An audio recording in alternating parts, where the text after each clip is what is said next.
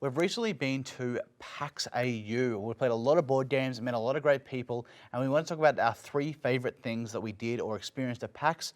Prospect, can you kick us off? Oh, sure, I'll go first. Yeah, I'm going to cop out with my number 3 spot because it's not technically a board game thing, but it's a PAX thing. And PAX allowed, as you know, PAX is board games and video games. And I've been playing Final Fantasy 14 a lot with a lot of raid buddies, some of them in Queensland. And for the first time ever, most of us actually got to meet up in person.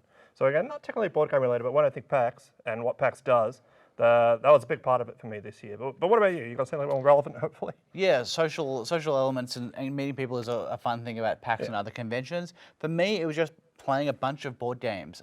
So we got to play a bunch of new games, old games, do demos of games, as well as filming a bunch of stuff. But I really enjoyed just being for 3 days, being really heavily invested and involved in board games.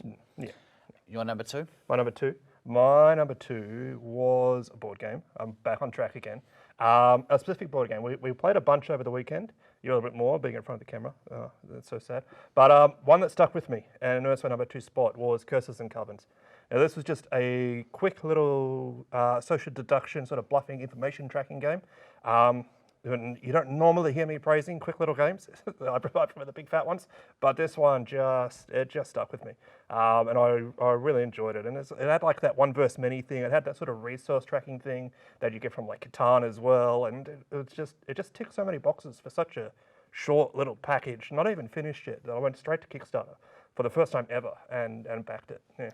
Yeah, I played that. It was a fun game. I think liked it. It was a bit more open information than you get in normal social deduction games, and then there was the balance of trying to take advantage of that, and the many to hide that sort of that open information, which is cool. Yeah, one versus many is not that common, but I'm going to be seeking out some more. But there's some in my collection we'll have to get to the table. For my number 2, my second favorite thing at PAX was, well, meeting a lot of people, which is fun, but we're sort of a new show. We're still finding our feet, especially with, any sort of new show trying to get onto YouTube can be tricky. So we're still trying to gain traction, but meeting publishers who, want to use our show as a way to sort of showcase games and also to support new Australian content was really great to see, and sort of see the opportunity to a couple of people who are like, yep, here's our game, we'd love you to have it on the show. Have a chat, we can do interviews for later on. So for me, that was really fulfilling and rewarding. Yeah, absolutely. I agree. It adds a little bit more legitimacy to what we're doing, which is always good.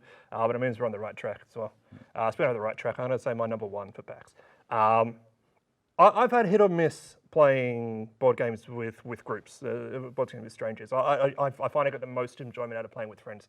But at PAX, we met up with the Board Game Barbecue guys, which we featured on the show previously, and you've been following quite closely. And those guys were awesome. They're like down to a T. Every single one of them was, exuded happiness, was good, was happy to be there, was really eloquent in explaining games. They just did what they did really, really well, and there was just. We went back to them 3 or 4 or 5 or 6 times throughout the weekend, and every time was just a joy. So yeah, like highly rate the Board Game Barbecue guys. They were top notch for PAX for me. Yeah, I started going to some of their board game game days before I listened to their podcast at all. I just thought like, oh yep, I want to play some more board games, I want to learn some games, I'll do this.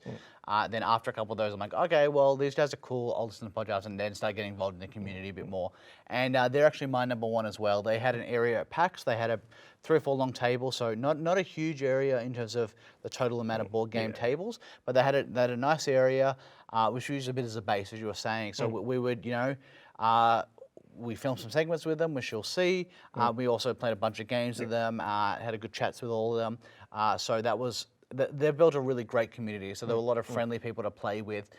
We had a really great game of like Bristol 1350, which was like 8 or 9 people, which was great, really fantastic. So that was my favorite thing about PAX.